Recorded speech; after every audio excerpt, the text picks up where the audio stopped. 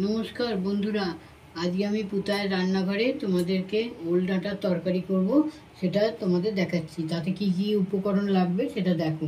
ওল ডাঁটা, চিংড়ি মাছ, সর্ষে বাটা, সর্ষে পোস্ত আর কাঁচা লঙ্কা দিয়ে বাটা, আর হলুদ গুঁড়ো, লঙ্কা, আর নুন, কালো জিরে, আর নারকেল কুড়ো। এই দিয়ে আমি রান্না করব।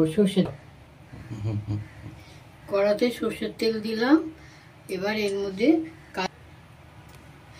কালো জিরে আমি একটু ফোড়ন দিলাম।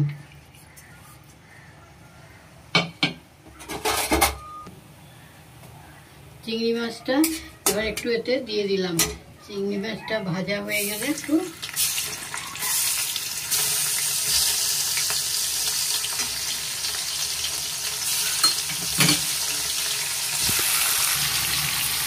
চিংড়ি মাছটা একটুখানি ভাজা হলে তারপরে ওর ডাঁটাটা দিয়ে দেবো। তারপর তোমাকে দেখাচ্ছি। এবার ভাজা হয়ে গেছে, এবার মাছটাকে আমি তুলে নিচ্ছি।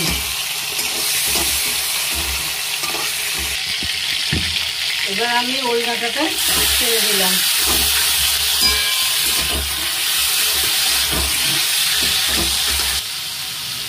এবার এতে নুন একটু আর হলুদ দিয়ে দিলাম, একটা কাঁচা লঙ্কা দিলাম, দিয়ে আমি এবার এটাতে একটু চাপা দিয়ে দেবো। এবার এতে একটু চাপা দিয়ে দিলাম। এবার আমি ঢাকাটা খুলছি, খুলে দেখছি এটা কতটা হলো।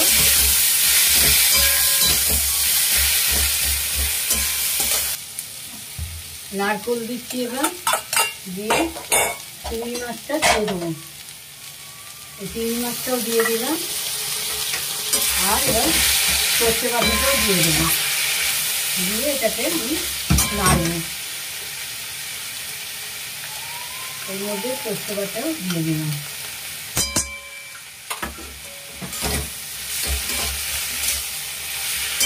দিয়ে এবার একটু নাড়ব, নেড়ে এবারে আবার চাপা দিয়ে দিচ্ছি।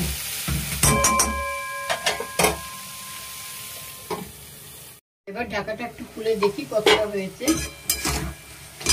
হ্যাঁ, সেদ্ধ হয়ে গেছে। এবার এতে একটুখানি মিষ্টি দিলাম, যে যেরকম মিষ্টি খাবে সেরকম দেবেন।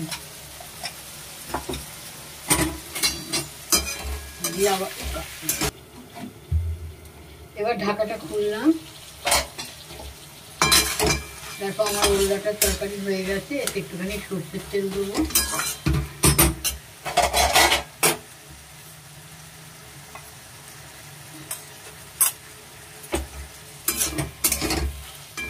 আমার ওল ডাঁটার তরকারি।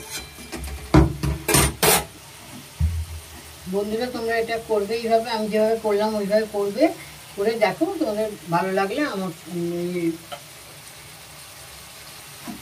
তাহলে তোমাদের যদি ভালো লাগে তাহলে আমাকে জানাবে। ভালো হোক আর খারাপ হোক, তুমি আমাকে জানাবে। বন্ধুরা দেখো, আমার চিংড়ি মাছ দিয়ে ওল ডাঁটাটা তরকারিটা হয়ে গেছে। এবার তোমরা দেখো।